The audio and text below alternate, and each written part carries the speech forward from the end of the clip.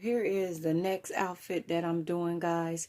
So I have the mesh cut out, guys. I have the zipper put in the back. That's the bottom part of the bodysuit. And this is the front part of the bodysuit put together, guys. And this is the mesh sleeve. So if you guys can see clearly, I put dots on the fabric with a marker. This is going to tell me where to put my stones. So I'll know, and I'll dot the other fabric, and it tells me where I want to insert my stones. So my stones are not just all over the place. And then I'm going to put the bias white binder going around here and going around that neck hole.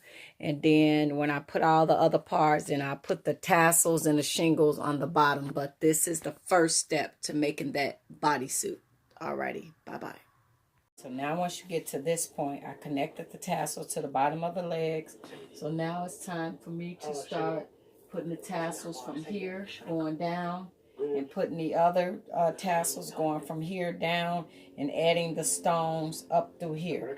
So it's time to start putting the rest of the stones and adding all. So the tassels now going to connect from here, guys. And you're going to cover that up in stones. It's going to be all throughout here.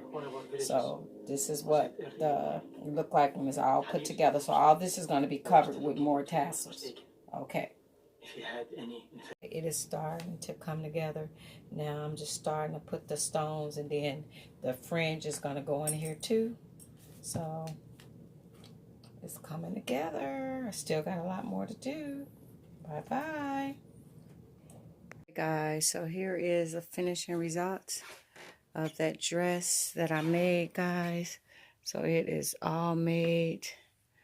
I put the little rhinestone panel. So guys, if you guys wonder where I get this from, I ordered this off of, I got this when I was Amazon. So put in rhinestone mesh, and that's what this is. And then you can buy it and you cut it to the length that you want, and you go from there. So it's all done, guys. Thank you guys for watching. Bye-bye.